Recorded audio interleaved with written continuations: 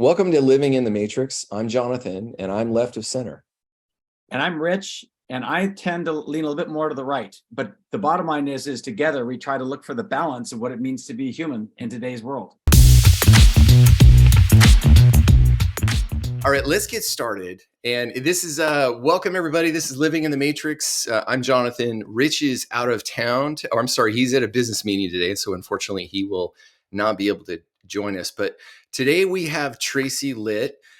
Tracy, welcome. It's a pleasure to have you on. Thank you so much. I'm so excited to be here.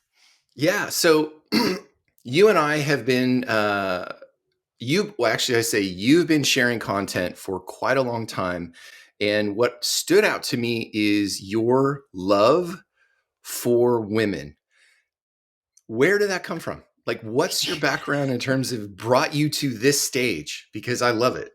Yeah, thank you so much. I'm so grateful that the universe connected us through Instagram, right? And that's Yes, important for everyone to absolutely. recognize. It's like all of these technological mediums have just opened the ability to have broader conversations. So, the inspiration for women really first came through me as a woman and learning about myself, how masculine I was, how keep my head down, push through I was. My inspiration for women is because I'm one of three girls. I'm the middle of my two sisters. I have three daughters. So I live in a woman's world, and my mother, who unfortunately passed when I was 24, she towards the end of her life was a women's empowerment speaker and a spiritual leader. And I also come from a really, really long line of wise Jewish Yiddish women of the village, like old school, would sit around the fire, and there is a magic inside of women, and too many women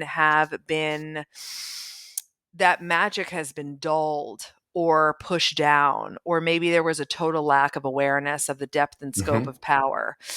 So I'm here to say it loud. So let me ask you this question from a female perspective or feminine empowered perspective. What do you think is the real power of being feminine? So what I love about what you just asked is let's separate it, because the power of feminine energy is actually not specific to the gender of being a woman. I agree. Right? I do. So fun. Yes, I agree. So, and that's part of I can already feel like you and I are just going to go there, which is great. So, yes. So the feminine energy component, there is a soft, grounded, womb space, kind of rooted feeling in the power of feminine energy. It's not like the old school lens of empowerment was like, hear me roar, and that's over. It's this, it's this sense of wholeness, because you and I know, and everyone who is listening to your beautiful show knows, that we are energy and we come from something much greater than us. And that means that inherently we're whole. Right? We don't play the I'm not enough game once you wake up and you recognize the truth of what you are.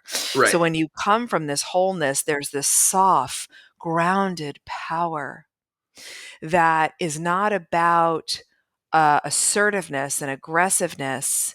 It's about receivership and knowing and allowance and openness. And whatever your gender is, that feminine energy is in you and it is available to you. So I'll pause there. What will you say is that energy? Because it's distinctly feminine. What I've been really wrestling with, so I've been studying the human element. I study neuroscience, literature, theology, in terms of the human makeup. And especially my background is Christianity. So we have sort of half Jewish background in our history. And there's this distinction of the split between man and a woman in historical Hebrew literature. What I'm wrestling with right now is, and the reason why I agreed with you is because what I think is every human being encompasses both the masculine and feminine, and there's potential of both in each. It's not exclusive. Like, I'm not exclusively male. I am born predominantly bent towards masculinity, but the real journey is discovering my femininity, which is the both and. Men tend to focus on the mind, women tend to focus on the heart. And when both of those are present, I think we become much more powerful, grounded human beings. Mm-hmm. What's your thoughts on that? We do. Well, you touched on, you know, the two things that are essential to your magnetism, to the representation of your wholeness, to your highest frequency, which we know is the contributing factor to the ripple effect. And that is the brain and the heart being in coherence. So you said the mind and the heart, right? And so much of how we've been raised and the culture, we're working on it, but we're not there yet with the masses. The culture and the society that we're in further affirms that separation, right? Man is man, woman is woman. So even being here and going, okay, wait a second, let's literally separate the concept of gender out. And to your brilliant point, go, okay, we are energy. We are 99.999% energy. Yep. Right. So we have to start there, because then that opens the mind to be willing to be aware that that means there are different energies available to me inside of me. I might not have noticed it. Right. What does consciousness mean? It means your state or quality of your awareness. So now into your consciousness enters, whoa. So there's feminine energy and there's masculine energy. And it's not about an over course correction. It's not about saying one side and this is me. It's about a beautiful allowance, an agility, a flexibility to enjoy and play in both and recognize the interplay of both. And in one being, you have this gorgeous feminine energy that is like goddess receivership, heart's desire, you know, that sense in your body. And like my tears are coming into my eyes already. And it's like my heart is open and this is my desire. And this is what I am available to deserve and receive. And you open that up, and that's where the ease is. And that's where the flow is. And you send it out and you're in this knowing, and then the masculine energy in you comes in to be a devotee and a deliverer of that feminine energy side. And that's when we make it move. And that's when the masculine energy shows up to like, get the shit done and take the action. And those things in marriage is like, right? Yes, I'll stop. absolutely. My body is like, yes. No, I want you to keep going, because I think that's what most people are looking for, is they're looking for that congruence. I think that's sort of been the historical norm, is let's keep them separated. When in actuality, every human being needs that connection of themselves. Like, as a masculine man, I spent the last 30 years learning how to drop into my heart. And men stay away from their heart, where women flourish in their heart. And I think that's the journey, that as we shift from, like, I believe in the age of Aquarius, we're shifting from a masculine age to a feminine age, where what men are afraid of is that women are going to take over. Okay. Because women are a lot more powerful than we are. We're stronger, but they're more powerful. Because you're energetic. You're much more, because here's where the real energy is.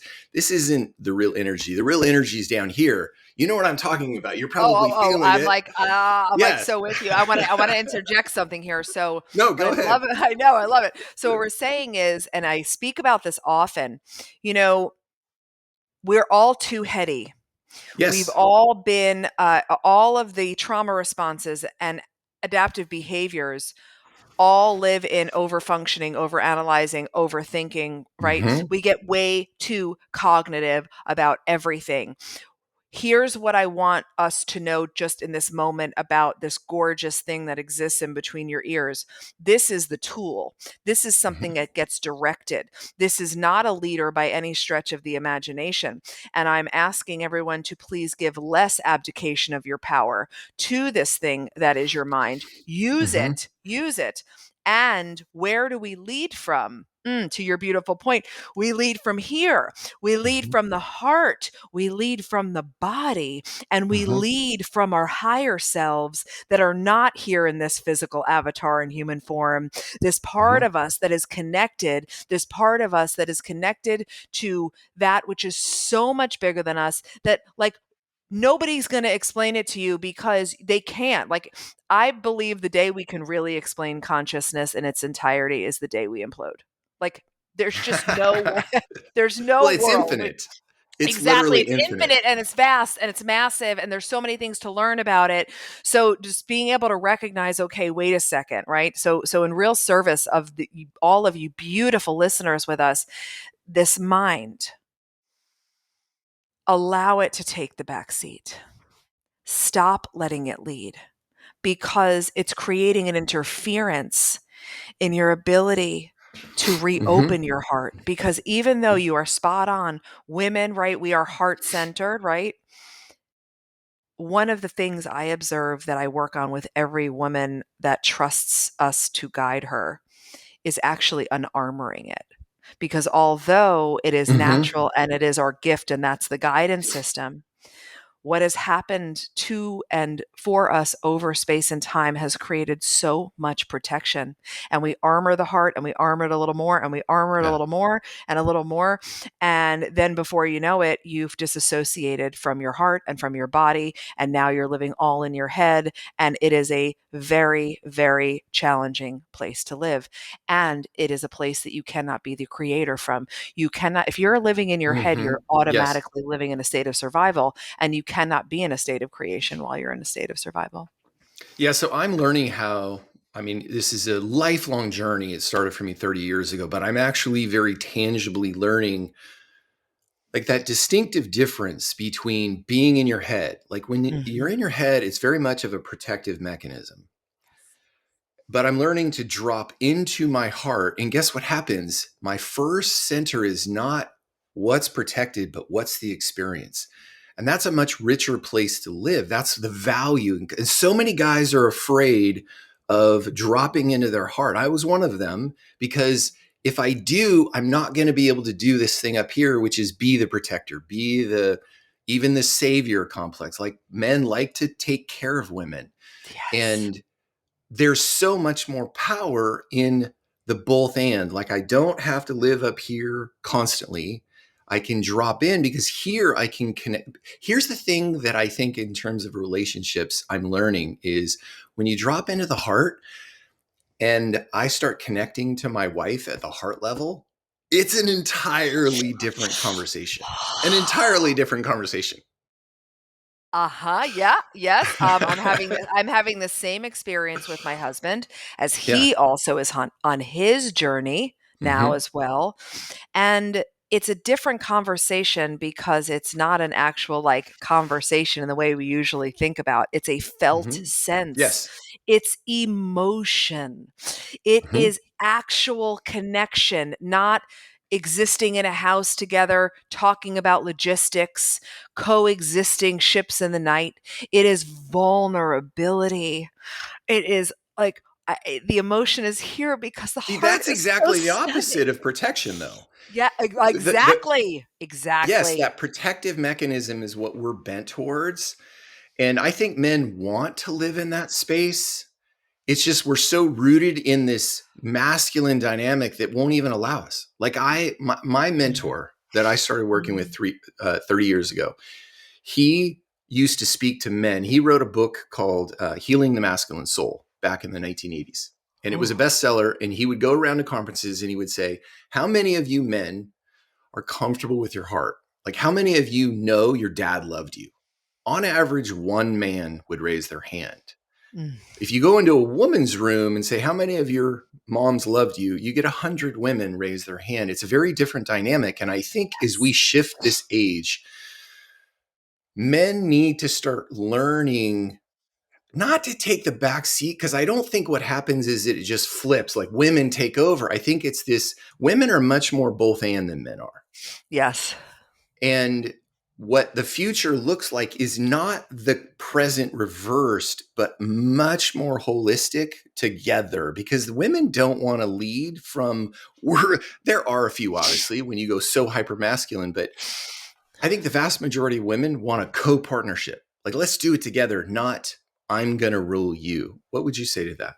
Oh, this is massive. I am feeling so many beautiful emotions right now. I'm in the midst of teaching our first ever mind magic group for men right now. Nice. We Okay. are in week 3, and what you're saying is exactly why I was like, wait a second, the consciousness revolution is here. We had our huge Mm-hmm. gala. And in honor of that, I said, for the first time ever in 5 years of me serving our work, my body is saying men. And I'm in the middle of that. And I'm watching these men open and be vulnerable and beautiful and break that drip process. That's what I want to lean in Mm-hmm. here. Because what you were describing was the drip process. When you sit in a space of men and one of 50, let's say, says, I knew my father loved me. That's a result of the drip process. And I talk about that in my book, Worthy Human, because what happens is, until we're now here in the consciousness revolution, right? In the day and age we live in, where we're both here having this dialogue, our great great grandfathers dripped on our great grandfathers, who dripped on the grandfathers, who dripped on the fathers, who dripped on you and the men that are here right now. And that drip process was unconscious, unintentional. It came from such a depth of limitation that was Mm-hmm. unconscious limitation, Yeah. such great depression, such actual hardship, such need for keep your head down, don't feel it, be the Mm-hmm. provider, be the hunter. They didn't have that choice. That's Yep. what was. We don't live in that world. We are literally having a stunning conversation articulating what evolution is, what Mm-hmm. shifting paradigms is. And it happens at the level of the individual. So it spreads to the group, that spreads to the collective. So of course that one hand goes up, but then we have that seminar today, and out of the 50, we'll have 25 that say, I knew my father loved me. And the goal is at the next seminar, in this 50 example, all 50 say, I knew my father loved me, right? Mm-hmm. So it's so stunning what you're saying, because everyone, as we said in the beginning, has this capacity. It lives within us, because we all are energy and we all have a similar biological wiring system to be available to open our hearts and to dramatically shift these paradigms of limitation, these identities, it's like a cage of your identity, uh, and shift our relationship with fear and perception of, well, then what will people think, or how will this go? And working at the level of our nervous system, which is a massive part of our work and critical in general, Mm-hmm. because we can have beautiful conversations and the heart could start to open, but if our nervous system doesn't feel safe allowing that heart to open, it will become protective again, and it will push us back into the behaviors that kept the heart Yeah. protected. Well, I think that's what most, and I can't speak for women. I can speak for my daughters, maybe a little bit, but I can speak for men in terms of, most men avoid the heart because it's a black Mm. hole. Like, it Uh, feels like a black hole, and they miss mhm, out on the rich experience that, like, we like living in our mind, because it's easier, I think, for men to live in fight or flight mode than it is mhm, to be open, to stay open, because then we could get hurt, because we suck it. And that was the dive for me. Is I've been mm, on this journey for 30 years trying to dive into my heart. And the funny thing is that I feel like I'm just consciously understanding what it means to be here. I was walking my dog. Every night I walk my dog, and that's my hour of real intense dropping into my heart and trying to be, it's what I say, I go visit the unified field. Like, what is it mm, like to yeah. sit in a space of love continuously for an hour for myself and just live and enjoy? And it creates this rich experience. But what I'm noticing is that uh, a week ago, I was walking my dog, and all of a sudden I had this very conscious experience of drop. And Mm, I'm living completely from here. And I go, okay, I get why guys freak out, because here It's all experience. It's rich, it's colorful, it's beautiful, it's worthy, it's dynamic. That freaks me out. Uh-huh. And I wanted so badly to go right back up in my head, and it was hard to stay there. But that's where the rich human experience is. And I think that's what most guys miss that women have in spades is there's that rich relational dynamic that comes from living down here where you can connect to people because you're connecting at an energetic level that is much more Mhm. powerful than this, cranium Mhm. thing we have up Yeah. here. Yeah, absolutely, absolutely. And it's this is so good because ultimately, right, we're living in the matrix. That's this beautiful show we're Hmm. on, right? So the matrix is this lack, fear, and separation perpetuation, right, in this low Yeah. level third dimension of consciousness. And in that lack, fear, and separation, not only have most beings, but we're talking about men right now, um, mastered the adaptive behavior of control Hmm. because Yeah. control is like optimal safety. It's a lie, nonetheless, but it feels It is true. a lie. It Yes. is a lie, but it feels true. And I Yes. really appreciate that because even for me as a gender woman, a woman as my gender, Mhm. my adaptive behavior was control, right? And I used to believe that I had to control everything to be loved. And I was super masculine and I had a lot of trauma and I had to keep my head down and just don't feel because you got shit to do. Push through, right?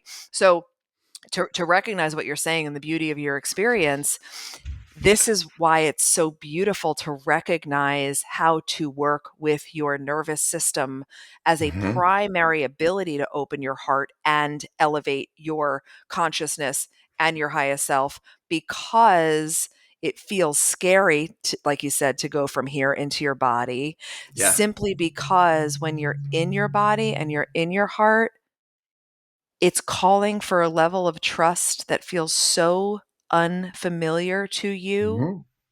that instantly your system's like, and let's go back up here and control that because we know it, we know how to do it, we have the playbook for it. So at the it feels so much safer, and I put in air quotes, Right. but it's not. It's just because you haven't given your system enough experience in that coherence, in that trust. Yes.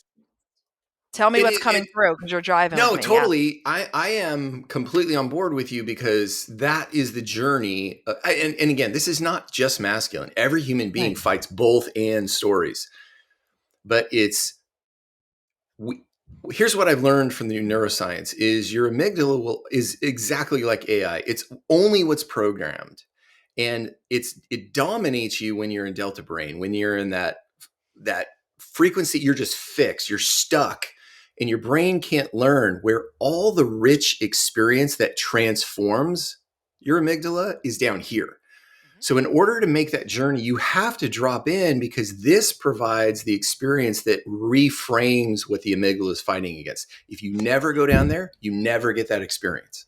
1,000%, right? And that's why it's all of the work that, we do and that, I'm sure you've been doing takes you below your beta and your high beta Mm-hmm. into, right, your alpha and your theta and your delta waves. And the thing about your amygdala, so your thalamus is what first screens how emergent this moment is to then send that signal to your amygdala like this is not that Yeah. big of a deal or you're about to die. So to tie back in that nervous system component, the essentialism is because the more flexible your nervous system becomes, Mm-hmm. the better of a read it gives your thalamus so that not everything is going to kill you, right? Says your amygdala, right? So it's Right. just so beautiful. And this is also why I love doing this work and having conversations like this because it's simply allowing listeners, audiences, communities to understand this whole like how does this whole thing work? You know what I'm saying? Like a base level. Right. How do you Right. human better? How do you energy better? How do you which levers do you get to pull? Understanding how you became who you are, understanding your program, understanding how to unbecome it so you could understand how to become the next level of yourself. And it is so exciting to me. And what we need to be bringing forth in every environment, in every corporation, in every academic institution. Not like, who needs physics unless you're going to be a scientist? Who needs, like, all of these other grades that we're measured on that keep us in this limitation? We need this education. We need this education. Absolutely. So let me shift gears a little bit, because we've talked a lot about the masculine and feminine. I want to go back to you. Where did this journey begin, where you sort of found this purpose in your life? Because you're completely bought in. You've organized your entire life around this process. Where did that start? It started when I recognized the depth of my worth wounds and my worth issues, which illuminated when I became a single mother when my daughter was 8 months old. We need to sit on that math. Like, just happened, and now I'm a single mother, and I'm like, what the hell? Whose life is this? Right? And I had a beautiful dark night of the soul, and recognized that I arrived in that position because I was living in such victimhood. I was living in such, let me squeeze as many round holes into square pegs as I possibly can. Let me ignore red flags, because somewhere in my belief structure, I didn't believe I was deserving of more, or I was capable of more. And even in that, and this is important, listeners, even in that moment, there was still something deeper underneath that knew who I was. Everything that was sitting on top of it was eclipsing it. So that was like the little, the igniter that you put in the grill before you could, it was just like a little fluid that got put there, right? And then over time and space, I kind of like, and was aware but ignored it a bit, recreated my life all in the masculine. Like, I got it done. I got there. So that's the interesting thing too that I want to bring to light. You can create success in the masculine. That's not what we're saying. Like, I brought up my daughter. I ended up being a VP of human resources. I bought my own house. I had a car, like all the things, right? And externally it was like, damn, Tracy, you did it. But I didn't feel it. I didn't feel it. My heart wasn't open. It was literally like, head down, go, go, go, right? So then go ahead, please interject. No, I want to interject there really quick, because I think the perfect definition of that, I just finished Elon Musk's biography. And I think Elon Musk is a perfect example of the hyper masculine, that Elon was very comfortable basically saying, we're going to work 19-hour days for the next 6 months. Who's on the train?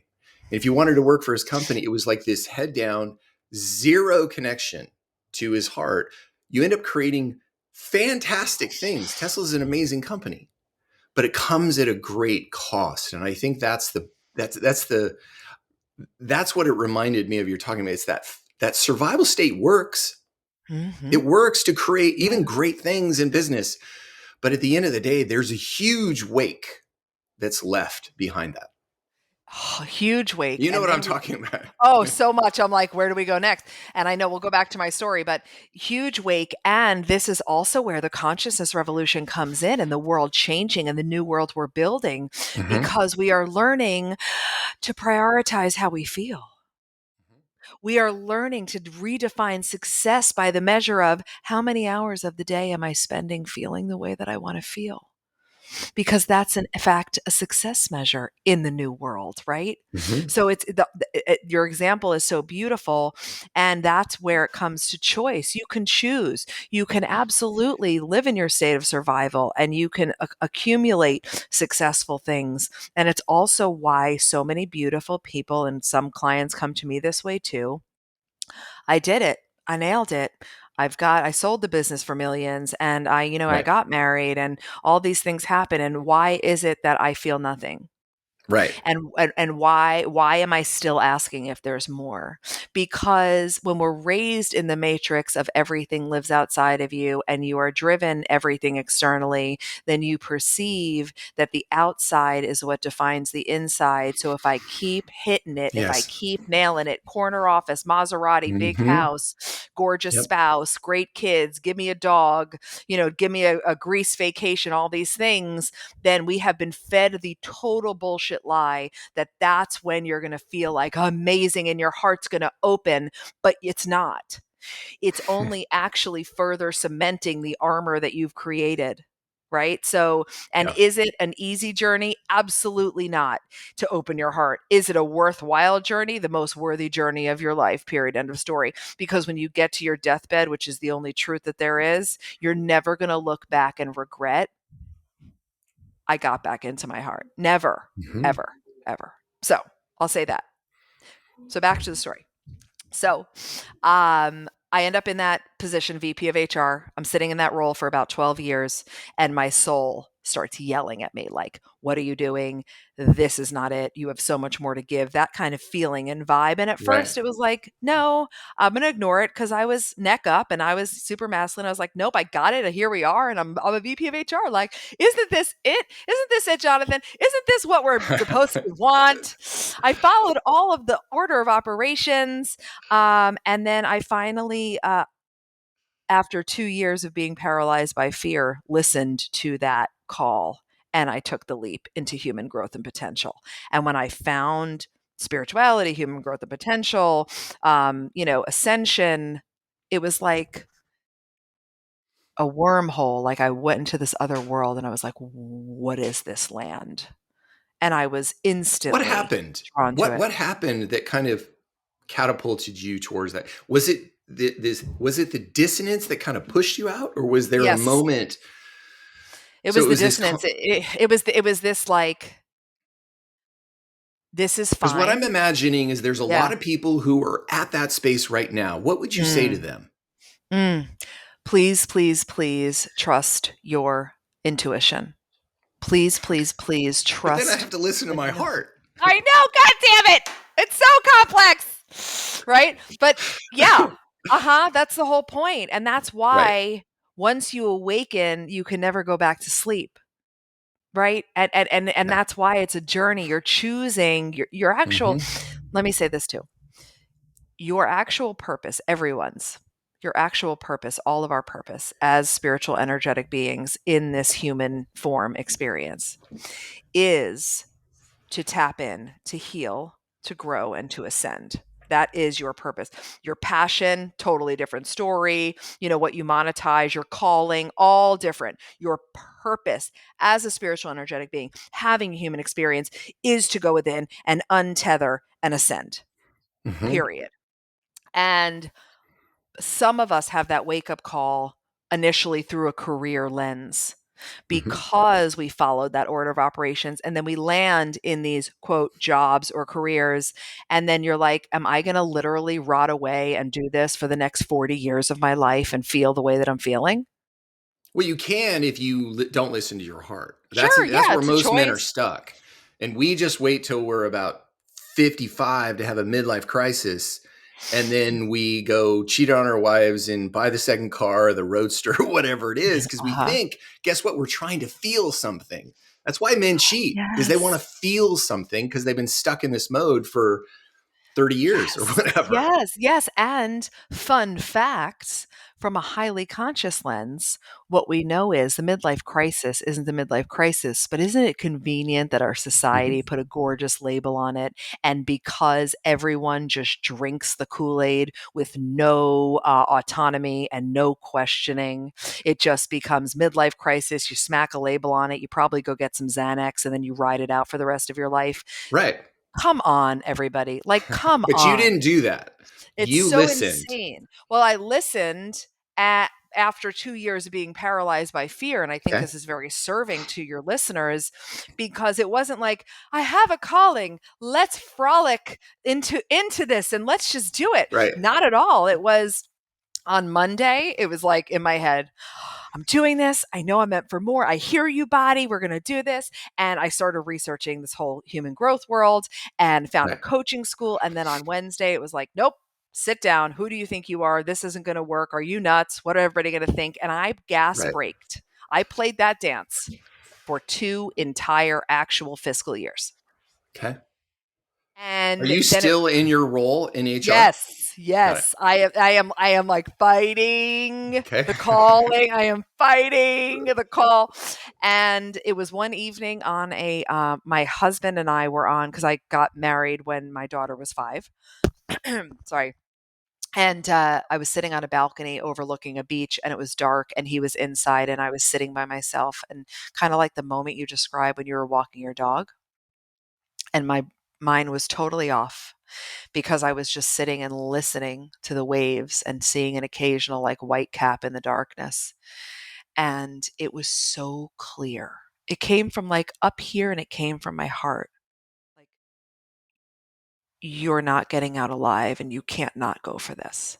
It was like the universe was tapping me. Mm-hmm. You're here to make a dent in the world and you got to get out of here to do it. And it was the first time that instead of then going back in my head, because the mind is untrustworthy and the mind is here to keep you the same, and the mind is going to feed you thoughts from fear, ego, and past experience. The mind is never going to consistently be like, yes, get it, amazing, right? So it was the first time I was so connected to that heart and that higher self, her, that as soon as I felt that clarity of message, I walked inside. Literally, my husband was coming to the balcony to sit with me. I was like, I'll be right back. Don't even talk to me. Walked inside and messaged the admissions director from that coaching school that was so patient with me for 2 years. And I said, take my money, put me in the next cohort, just take it now. And that was it. And then 4 months later, manifested a layoff from that corporate job. So I didn't have to deal with that. Because here's the thing about the universe. When you move, I move, says the universe. And it saw me move, and it saw me trust, and it saw me better myself. And it said, I'm going to clear the way. So I'm going to get rid of this job, and I'm going to give you a runway. And that is literally how I have created everything I've created up until this point. Just forward moving, total trust, relationship with greater intelligence. And for anyone listening, it could be God, it could be source, whatever you call it. I don't care. It's the acknowledgement that there's something so much bigger than us here. And when we trust it, it gets so much easier and so It much more does. fun. It's so Mm-hmm. much more fun. That's what I try and it's hard to communicate that space that it's actually safe when you Mm, get there. Like yeah. that's part of the hardest thing. It's hard to convince someone who's living in their fight or flight mode, they're in total survival mode, Yeah. that it's like, yeah, that's a really good idea because they're strictly up here. And what they miss is the whole picture includes this. And then, because that's what I think men can get stuck in the picture of it because the mind wants really tangible things. Yeah. But if you're not connected to your heart, you're not going to feel the feeling that encompasses that journey. And that's going to be the catapult. And you found that you tapped into that. What made you then want to help other people? Because that's really your big frame is you Yeah. like helping other people. What drew you to that? That was immediate. That was it was the helping of other people that really opened my own ascension journey, because Mm-hmm. I believe it's my responsibility to be the proof first. Because to your point, right? In order to do what we're doing here, it's our responsibility as leaders and guides, mentors, healers to create the proof and the evidence that's going to empower the shift of belief that needs to occur for someone to take a dip in the pool, right? So Yeah, I we have to knew show them. Yes. we have to, because and here's the thing about the depth, and we know this, and we're seeing it all over the world in different Mm-hmm. depths and measures. Belief is feels impenetrable. Even if you don't believe in pens, and I held this pen and I said, this is a pen, look, it's a pen, there is still a part of your belief structure and your self-protection which comes out of Right. skepticism that goes, I don't believe in pens, that's not a pen, even when I'm holding a pen in your face. So it's really important that we have indisputable evidence, because little by little that allows people to go, okay, wait a second, right? It's like the very famous Roger Bannister, 1954, I believe was the year when he finally broke the 4-minute mile. And prior to that, no belief structure. Right. Well, you guys, this is how crazy it is and how awesome technology and advancement and evolution is. Every doctor in the 50s believed in, don't run. If you run too fast, if you run too hard, your heart will explode. It's not good for you. It's insane, right? And here comes Roger going, I'm going to choose not to believe that. And he breaks this famous 4-minute mile, right? After no one trying it. And then what happens the day after the day after the day after? Someone else is running in at 3:54, at 3:52, at 3:51. That is, he was proof. He was the example. It was indisputable. Look, that guy just beat the 4-minute mile and his heart didn't explode. He didn't die. What's possible for me? And that's why I also am very, I'm emphatic about, if you're going to lead this work, if you're going to coach or guide, even in the women that come to me, and now we're expanding to everyone who wants to get certified, embodiment's the game. I'm telling them all the time, you're the billboard. Don't ask me for an external strategic strategy on how to fill your program if you are not the embodiment of what you are teaching. Right. It's a non-starter. So it was that catalyst. It was me wanting to help others because I knew I had a gift. Like, it's not me that's saying this. I firmly believe that I'm the vessel that was tapped to share it. And that's how I ended up starting to help people and changing the world. Let me ask you a question, because this came up and it's sort of the zeitgeist over the last year, is what effect do you think Barbie had? The Barbie movie became a conversation, sort of this, almost this ushering in. From your perspective, what effect did that movie have on culture? I loved that movie. And I But why, from your perspective? I'll tell you why. From my perspective, did everybody love that movie? Because in a levity-based, and this is the important part, okay, in a kitschy, light, levity-based way. And the reason that's important is because the antidote our biology gave us to open ourselves is levity, playfulness, silliness, kitschiness, curiosity. Yeah. So the first part of why it was effective was because it was Barbie. It was light. No one was going in for some intense experience, right? So right off the bat, it wasn't a dark comedy. Yeah. Right off the bat, you're like, oh, okay. And you're open. That openness was critical. Right. And the way it was done was so beautiful because it, in that light way, shined a light. It illuminated what the patriarchy lens and approach has created and what is possible when we come together differently, when the feminine and the masculine energies play, interplay, shift, right? That's why I think it was so effective, because we were open, it was light, and it really, really showed in a digestible way what the patriarchy really is. Well, I think that's so much of historical gender study is on find the right man and find the right woman, and together you create the right partners. You complete me kind of conversation. Yes. Barbie took a completely different spin and says, no, Barbie's going to be, she's already feminine. She's going to discover her masculine. And guess what? I'm whole, because she didn't end up with Ken at the end. That's correct. Yes. And thank you. And Ken, his point is to do the same thing. Now, he's way behind the curve, but that was the brilliance of the story, is it wasn't Ken rescues Barbie. It was Barbie becomes her own hero. Yes. And I think that feels disempowering to core masculine men. It's like, well, what's my purpose? And she was able to say, well, your purpose is to join me, because wholeness doesn't reside in me being completed by you. Wholeness comes from me being completed in myself. I have to be comfortable with myself first, and then I become an amazing partner to you. And if we choose to be a partner, but I don't need you, I work with you. That's the partnership that I think we're waking up to, that Barbie really described, is this idea that I don't need you, Ken, but I want to be around you and in relationship with you, but I don't need you. And I think that was a moment, because I have 4 daughters, and I think about this conversation all the time of how do I treat my daughters to begin with this whole sense of self, that you don't need a man. You choose to be in relationship because there's value in it, but you don't need it.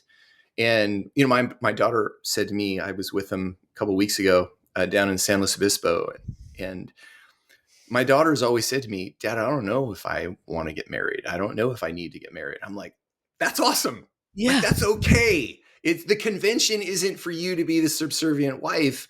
The convention is for you to be a whole person in yourself, because then you become love to the world. I think someone who's congruent automatically is going to start loving, because that wholeness is going to burst forth with this wonderful fruit called love. And that's what we all want. And you talk a lot about love. What role does love play in all your teachings? Oh, I want to answer that, but I want to also just acknowledge what you just said, because it was so beautiful. And we are inept to connect with anyone else if we are not fully integrated and connected and whole within ourselves. Yeah. Anything but that is codependency Mm-hmm. and I'm a recovering codependent. Unhelpful. Yeah, most of us have a percentage of some level of codependency because it's the world in which we were raised, right? Right. But that really beautiful acknowledgement, and that's where we're going from a relational standpoint, right? It becomes just like you expressed with your wife, and I was saying about my husband and I, it becomes two beautiful individuals that are whole within themselves, choosing to thrive and exist and create and appreciate and intimate in life together. And that's a whole different level of conversation in the household. That's a whole different vulnerability. That is literally like my daughters are like hashtag couple goals when they see my husband and I, right? Like that's for the universe. That is relational goals. And it's beautiful. So I acknowledge that. And the answer to where does love come in our work everywhere, more love is tattooed on my arm. I have much love. Mine is much love. I knew, the universe knows what it's doing, bringing us together. Love is everything, because love is the truth of what you are. Yeah. Love is the truth of what we are. We are derived from pure love and pure consciousness and pure wholeness and oneness. And when you allow yourself to realize, wait a minute, this isn't something I need to find and then insert in myself. We don't have to try so hard. The truth of what I am is love. And the only question there is then how do I open to more of that truth? And how do I unarmor that beautiful heart to allow it?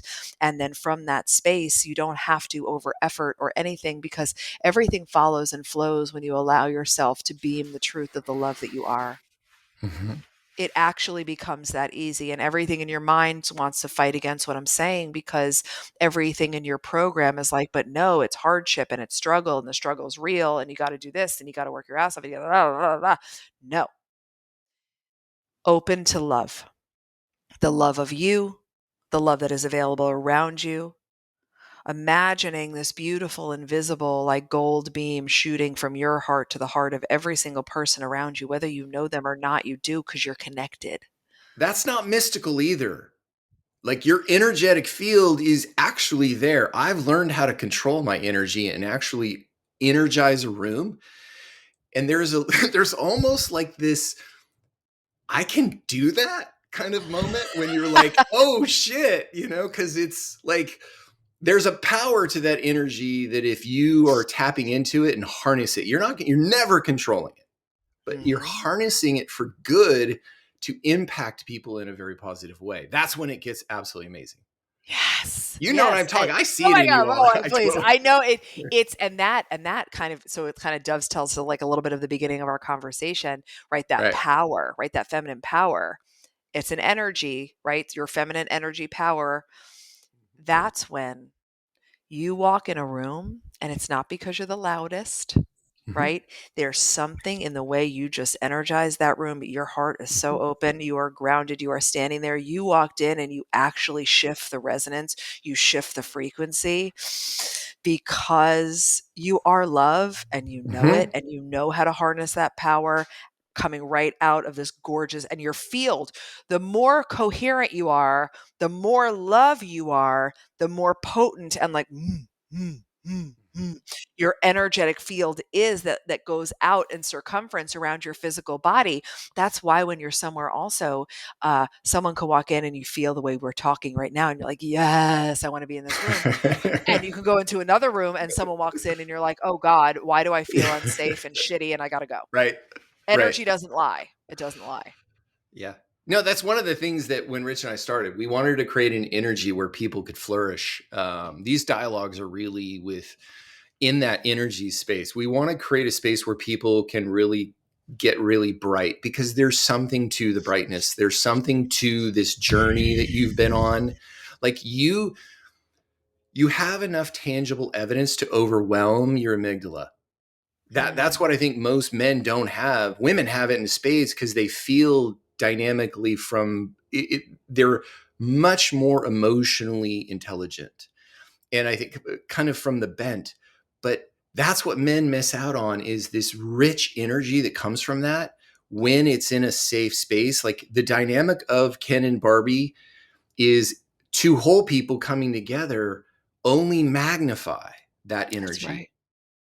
And that's what's missed, is usually it's men like, oh, I can't be subservient. That's what the masculinity says me, because then I wouldn't be able to protect. And the woman says, well, I can't trust you if you can't do that. So they never get together.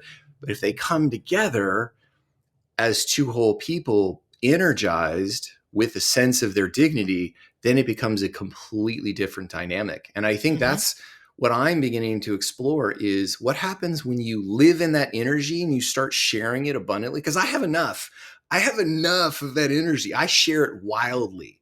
Yes. And guess what? The more I share it wildly, the more that I have. It's like this weird thing, it's like there's a reason. Because it's infinite. Also, love is infinite. It is. Yes. And it literally, the truth about abundance is that that's the truth of what you are. And there is an overflow and an overabundance of energy available.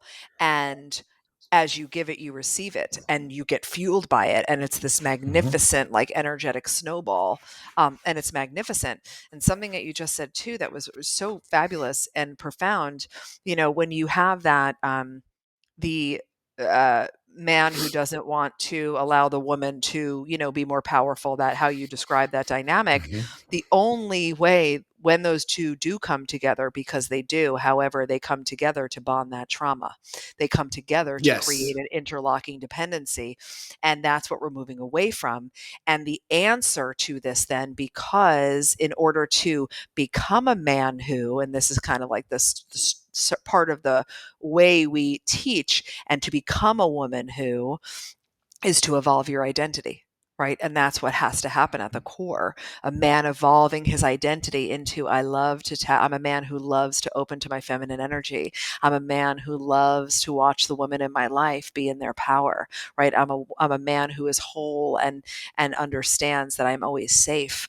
Understanding that is what allows and opens all of the women and men and everyone in your life to rise and be held. And in actual fact, that's the best support you can give. Talk about being a provider. We have to lose our great grandfather's perspective of providing, and we have to introduce a new paradigm to men of what it means to be the greatest provider and the greatest supporter in allowing those in your life to shine brighter. That's and here's the thing. The men are afraid that as we shift into the age of Aquarius, the feminine age, it's a decidedly feminine age. Yes. We're going to lose control. And that's not what you're saying. The relationship is, you have to deal with your trauma. And trauma is just the moment you decided you couldn't handle something, and go back. And if you deal with that trauma, you lose. Most people can't get to their positive energy because they're so drowning in negative energy. My mom used to always call it, my mom was a sexual abuse counselor, and she used to always call it a wet blanket that we wear most of our lives. And most people don't even know that they have a wet blanket to take off. So I want to ask, how do you work with women? Because you primarily work with women. How do you work with women to help them get over that trauma? So and work through it. It's getting over it, a sense of, I have the capacity and self-control to deal with it finally. Yes. So we do it all inside of Mind Magic. Mind Magic is our Okay. IP. It's level 1. Okay. Before you do anything with us, you come through Mind Magic. And the real answer is, number 1, we teach and guide a highly conscious approach to transformation and trauma healing. It is not heavy. You are not broken. Nothing needs to be fixed. We don't allow you to play there because that's like trying to ascend while you're standing in quicksand. It doesn't Well, it's work. focusing on the negative and Focusing on the overcoming the negative, you negative. stay in Right. this, yes, you Right. stay in this perpetual, I got to heal it, I'm not good enough. That's the lie. We don't even play there. So we're already starting at a higher level.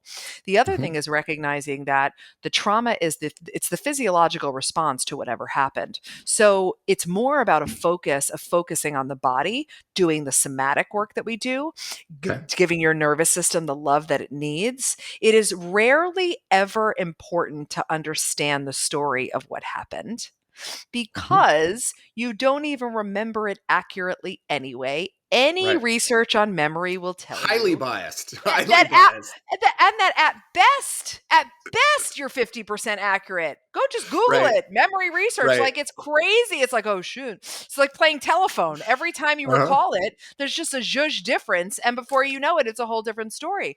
So that's also why the progression of moving away from cognition, cognitive behavioral therapy, is so critical, because if we do the work of your body intentionally, and you start to untether and release through emotion and breath work and all these other somatic beautiful things, and at the level of your nervous system you're doing certain drills, then before you know it, your body starts to open and you start to untether from the trauma that was there.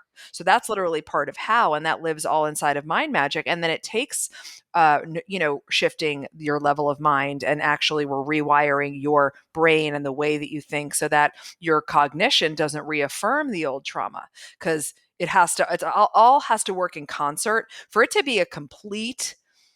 I love every modality and everything, and the only actual problem I perceive in anything is that it's just incomplete, right? So it's like you can't do affirmations without working with the body, because the affirmations won't go past your brainstem into your nervous system to actually change anything, right? So if you look at what you're working on, we need the holistic approach. And that's one of the ways that we dive into it. What is magic mind? You mentioned that. Yeah, Mind Magic. Yeah. Mind magic. So yeah, Explain that Mind to my Magic. audience. Yeah. So Mind Magic is our methodology that combines spirituality, energetics, neuroscience, and somatics to evolve your identity. So it is a process that we have developed of you becoming him or you becoming her. Okay.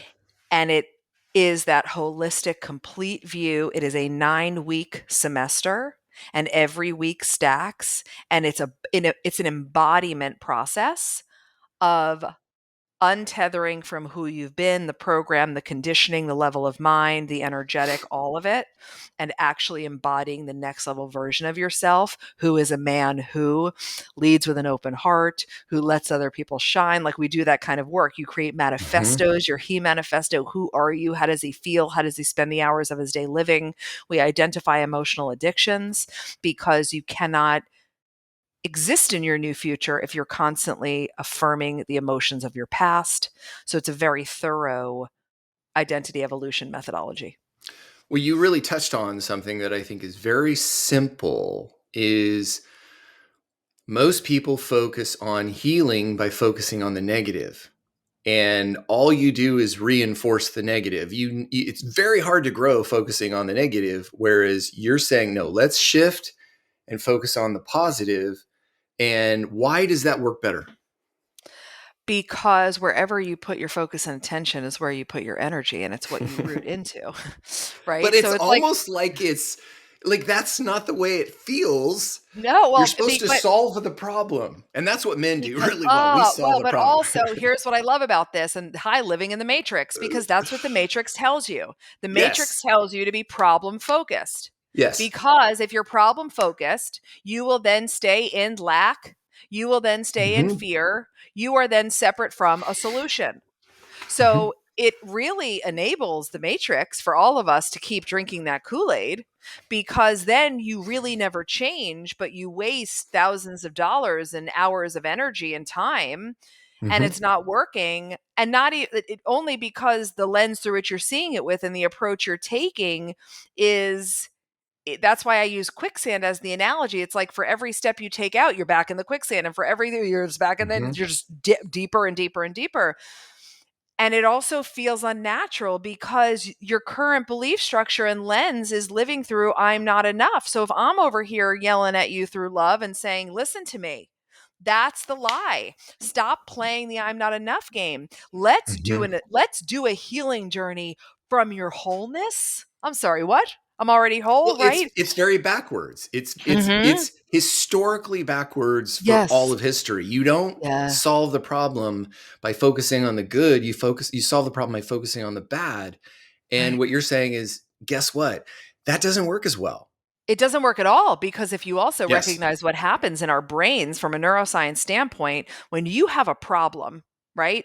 And I'm going to take my pen again as my problem, and you hold your problem and you look at your problem, you get very myopic with your problem, right?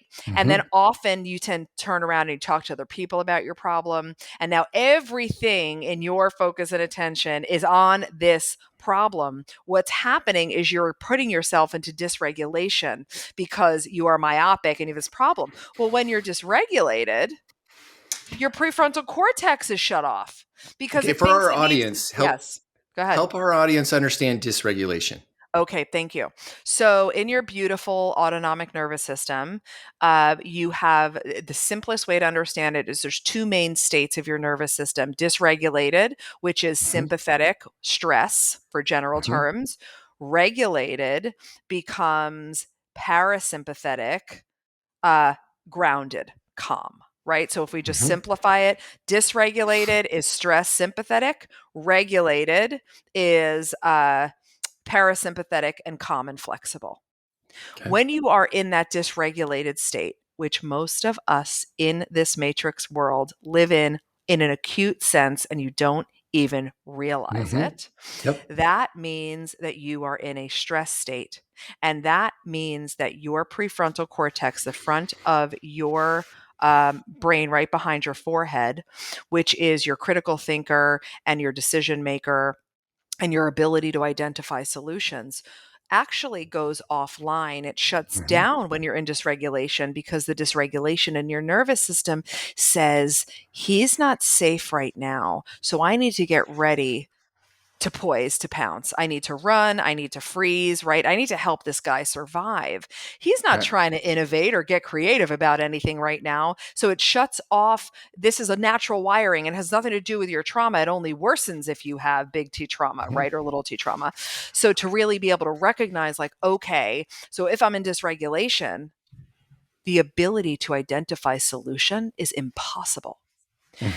All the solutions, the creativity, the innovations, the potentials, the possibilities. Like, I want you to imagine you're over here looking to the left, over fixated on your problem, being myopic, you're dysregulated, and to your right, every solution, every creative possibility, every potential is legitimately walking by you, like nana nana boo boo, like trying to get your attention, and you cannot even perceive it because this is where you are. Right? So that's, I don't even remember what the origin question was, but that's essentially why trying to grow from a problem focus is ineffective, because you don't have the most important parts of you online to tap into possibility. Why do you love this? Because you love it. Why do you love this? I love it. I do love it. You Thank you. do. No. I feel so seen. I love it.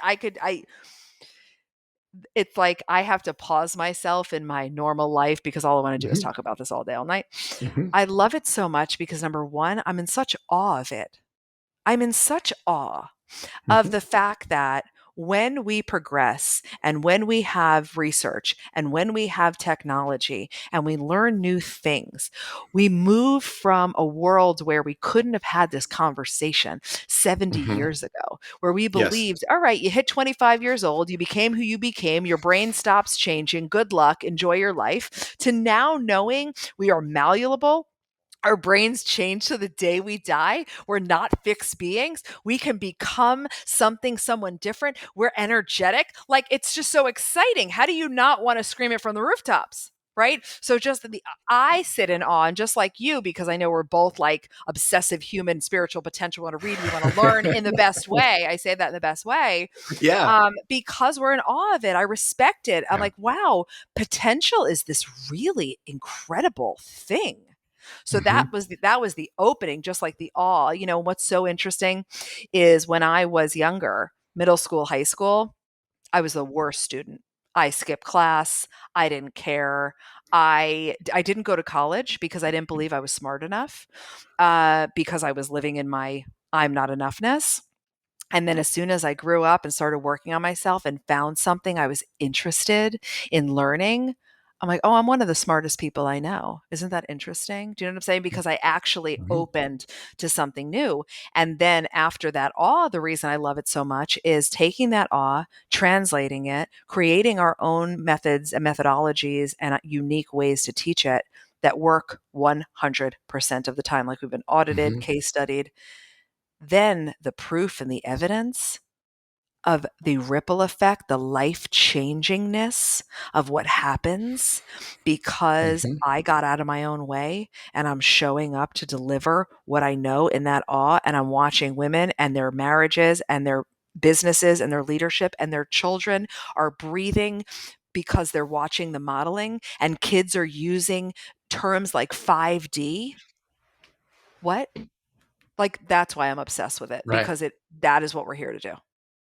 And I think here's the thing, everybody worries about the impact of social media, but what social media has done is it's changed the capacity to change cultural conversations overnight, Mm. because you're putting the power of the video in. I think the video changed things when it was just text and words and articles that Facebook used to be. But like TikTok and Instagram have, with reels and that concept of and shorts at YouTube, have changed the game. And I think we began to see it with the Me Too movement. I've said this many Mm. times, is I think the Me Too movement couldn't have happened 30 years ago, because it was highly public, but it shifted the culture conversation in 1 year, Mhm. like to such Mhm. a dramatic level. And I think we tend to focus on the negative sides of social media, but it's also creating this empowered space where kids can go, there's this whole other world to learn from. And they're starting to really listen to what is the unified field. What is quantum physics? What does it mean to drop into my heart? What does it mean to have coherence? I think Dr. Joe Dispenza has really created a language for people that allows them to talk about it. Like, we didn't know these things 20 years ago in neuroscience. And now Right. we do. That it's at the seat of our trauma, and we actually know all the moving parts, Yeah. and we don't have to live like we did yesterday. You had mentioned one thing that I want to touch on Sure. is oh gosh, the right word was uh, not enough. That was it. What do you say to someone who is in the not enough space? Hmm. I understand that feels real for you Yeah. right Yeah. now, because it's been your program and you've spent decades affirming it. Right. And And please feeling just, it and yeah, living feeling it. it, and Yeah. behaviors that affirm it, and then, Right. actions in your life, and then you've gained more evidence because you don't realize you're living in a self-fulfilling prophecy that then further affirm the not enoughness. So what I say to you is, number one, there's nothing wrong with you, and you're not broken, and you don't need to be fixed. And if you would just jump on my train for just long enough and come to me with an experimenter's mindset, just for like a little window of time, and imagine that the truth is that you are whole. The Mm-hmm. truth is that you are worthy, because that is inherent in your birthright. If you are here alive and listening right now, you are whole, you are worthy, you are enough, and there is nothing you ever, ever, ever need to do to earn that. And everything in your mind that wants to fight against what I'm saying is your system feeling unsafe because it feels so unfamiliar to not have to effort for your value. It's going to call Mm-hmm. you out of living in the matrix and living beyond the matrix in the truth of your energetics and your wholeness and your oneness.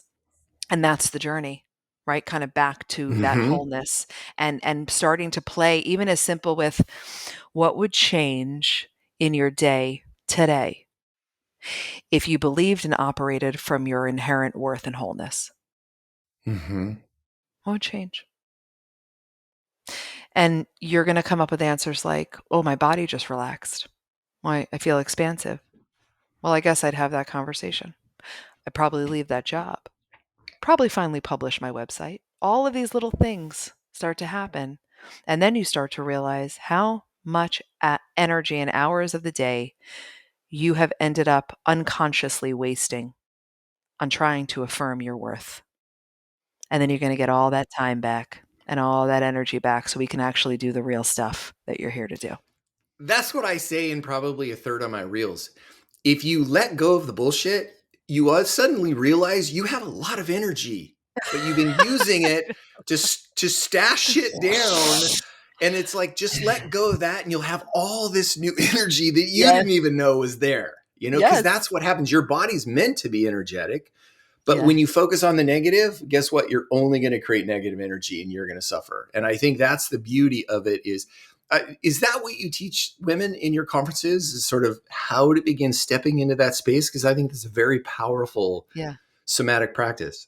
Yeah, I mean, it's really, I teach all of this, and that's always the interesting thing for us. Like as we attempt to explain what we do, it's the entirety of the becoming process, which is part unbecoming and part becoming.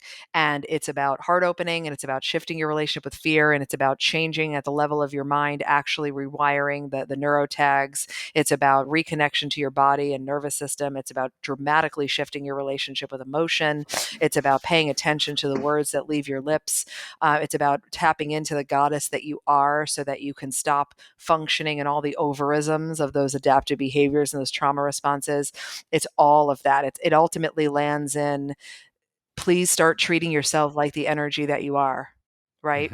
And your proactivity is not, let's not focus on the negative. Let's start replacing them with positive actions and positive opportunities. It's, how do we move towards the positive? Because that's where all the life really is. It is where the life is. And rather than even using positive, we use language like aligned and empowered, I love it. because there's so much stigma around positive, negative. One of the things we do at the core of the work is we get you out of judgment completely. We teach you how to cultivate what we call your non-judgmental observer. Right? Okay. Your non-judgmental observer. We want you to be void of all judgment, because judgment is one of the core things that keeps you rooted from feeling your feelings. And if one of the things in my core, my inherent talent, like my gifts from my guides, I am an emotional healer. There isn't a woman, 10 minutes we're crying and I'm loving it. And that's my goal. Pulling its energy and It's motion. the release. Pulling that energy and motion out of your body and out of your congested system so that you can shine brighter and your field can be more potent and your system can naturally regulate. So it's all of that together. And then it's not an ignorance or an avoidance of the past. We have to integrate those parts of you at 3 years old when something happened, you at 7 years old, you at 12 years old, you at 20 years old, like a Russian nesting doll, into the woman you are today, in full love and full, acceptance, so that you are functioning off the truth, so that those younger parts and versions of you are not running the show. Because please don't kid yourself. If you don't heal through, then you might look like you're 48 running your life, but you're not. The 7-year-old in you that is still wounded from what your father said to you, and the disempowering meaning that your natural subconscious made at that age, is what's running the show. Right. So it's really important that we do that work. We don't do it in a heavy, oh my God, I can't believe this. What happened to me? It's like, no, it's data. High consciousness says, right. High consciousness says, show me the data. Ooh, isn't that interesting? Whoa, that's what was under there. Give me more. Give me more. Because in awareness, I can change. Without awareness, it's over. Yeah. Yeah. What does integration, for our audience, what does integration mean? Because I think that's a really important concept of alchemizing our pain into something valuable. What does that mean for you? Yeah. So integration means to acknowledge and speak truth to, which becomes part of the healing process, so that part of you that maybe you disassociated from because it was really painful, can come back and integrate into who you are, can merge into you because you had that moment where you acknowledged and shared with that part of you or that age of you, whatever resonates, the truth, right? The truth at that moment where in one of my lived experiences, I was around 6 years old and I was on the playground and I walked towards a group of girls that I thought would be my friends and they're all together. And I walked over to play with them. And when I got in front of them, they turned around and walked away. And that was Brutal on us. You were 6? I was 6 or 7. Yeah, that's brutal. Brutal. And in that moment, because before you're 7.5, 8 years old, you're all subconscious mind and Yeah. you only can internalize it about something about you. So that affirmed a wound that already began of, well, clearly I'm not enough. And clearly it's not safe to be in relationship with girls. So going back to acknowledge that. So then, I became the girl in high school that had all best friends that were guys. I still had a small collection of girls that I was like, okay, I trust you enough to be friends with me. But my masses were dudes. Who is your best friend? Oh, I have several now. No, but at Several. that time, in that period of time, was it a guy or Oh a no, girl? it was guys that are still my best friends to this day. And all my girlfriends be like, "Why do you have so many guy friends?" But I couldn't answer it then. I couldn't answer it then because I Right. didn't know it was in my I didn't know it was in my psyche. I wasn't into it. I was, it was whatever, wasn't aware to it. So it was like in that moment when I recognized that and I went back to it and then I acknowledged it. And I spent some time with that part of myself that felt dark and felt unloved, and that version of me, and told her the truth and What embedded the was the truth. truth for you? Oh, the truth was, Like, what did you say to your 6-year-old self? oh, sweet girl, you are so lovable and you are so amazing. You're not supposed to be liked by everyone. You get to be your own approval. And the friends that are yours will always be yours. Because that's the truth. The truth wasn't what I created in that moment, which is you are not enough, clearly. Look, you don't matter. And if you were enough, then clearly those girls would want to play with you. Yeah, and Right? the problem with the victim mindset is the victim mindset will never let you be the hero, Mm. because the hero comes in and says, "No, you are enough. Let's rewrite the story that we picked up at 6 years old because we've been." And that's what most people don't realize is when you're 6 years old, you have zero prefrontal cortex. You cannot cognitively deal with it. It's all feelings, and you're just going with it. So it lives in your body for 30, 40 years. And they go, "Oh, no, I don't need to deal with that." Yeah. No, it's still there. It's Uh-huh. still in your body, and your body's Right. operating from a limiting belief that you created when you're 6 years old. The reason to go back and do trauma work is not so it's cool. It's so you can be released. And that's the difference.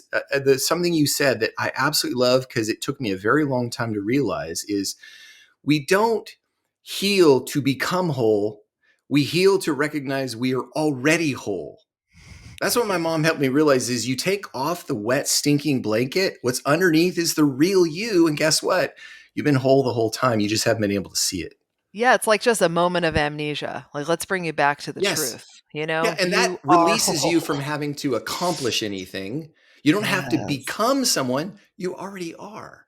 Yeah. I love that journey, the way you're creating this for women and even men. It sounds like it's this idea that there's a whole another way of living when you get out of your head and you get out of the trauma state, because the trauma state is very real. I like Of last year I was course. working with a coach, and I realized I'm on my second marriage, but I was divorced 10 years ago, and I realized I had still been living in survival mode from that divorce. Mm. And I had all of these plates that I was spinning, trying to keep life, because I became very codependent, solving everybody else's problem and ignoring my own.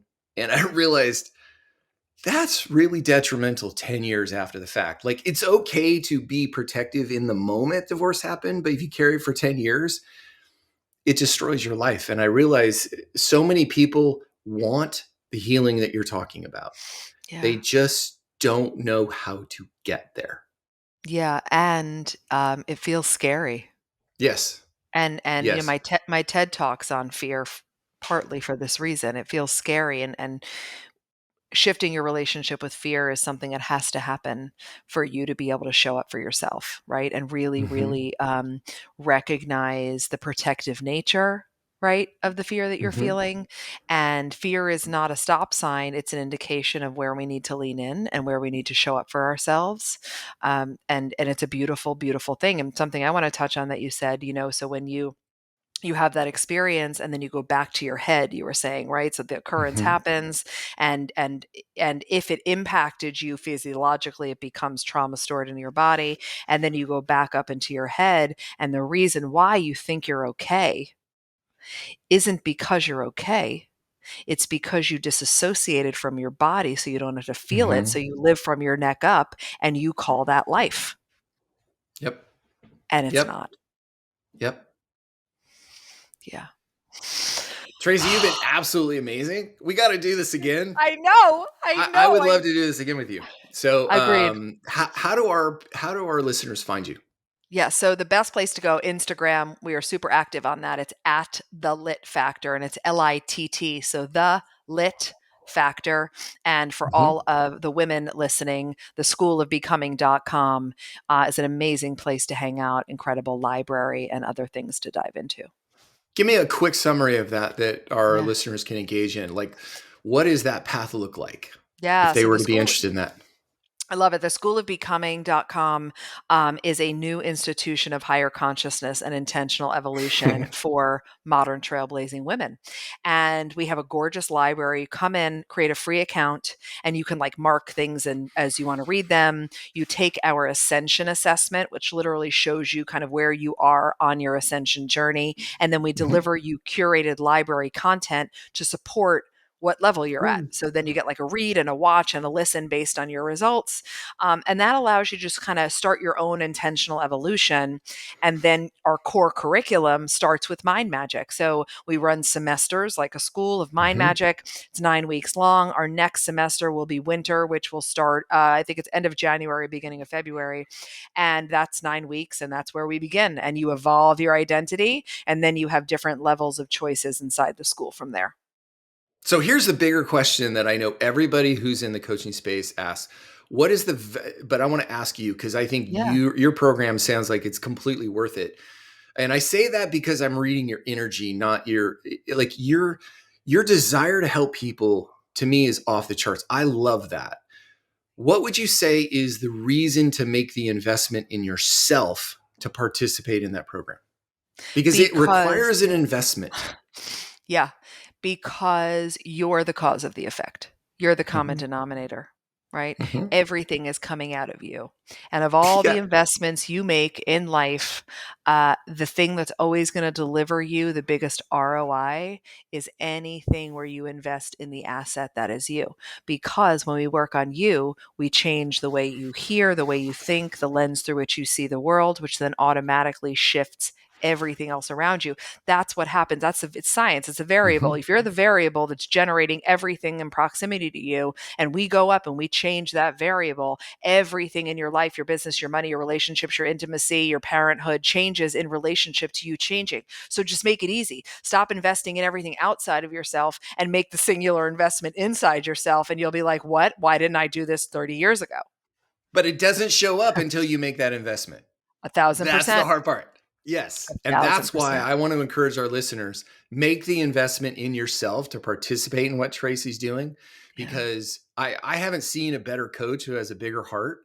I love your work. I love what you're doing to help people. I loved your TED Talk because you're basically saying we need a new paradigm. We really do. We need a new paradigm and shift into it. We let's not play in this old playground. Let's create something new. And I love what you're doing. It's very powerful, and I know you're going to change a ton of lives. So, Trace, thank you so much for joining us. This has been Thank absolutely you. fantastic. Thank you so much. I enjoyed every second. I could sit here and talk to you for hours and hours and hours, and I'm excited We're, to see all the things. We're going to come back and do this again. And absolutely. there's Absolutely. also something else. I can sense it. There's something else floating around. So I'm just going to say it now for all the listeners, because you're going to want to pay attention to Jonathan and I, because there's some other stuff that's going to come out of this creation. So we'll keep you posted, but I love it. And thank you for having me, and your generosity and your knowledge base and the way you hold space and your energy and your vulnerability. You are a magnificent model Thank you. for I appreciate it. men. You are a magnificent model, especially, we share daughters. You are a Mhm. magnificent model for young women. Your daughters are so lucky. You are a magnificent model for men who might be a little bit afraid or unaware of what's possible. So please keep doing everything you're doing, because the impact is real. Thank you. I appreciate that very much. I've Yeah. loved this journey. It's been really hard, but it's been incredibly worth it, because it's Yeah. led me to conversations like this. So, Yeah. Tracy, thank you so much. To all of our listeners, we love you. Please comment, review, let us. And again, if you have a guest that you'd love to see on our show, please let us know. We're finding a lot of guests that way. So, to all of our guests, we'll see you in a week. Much love, everybody.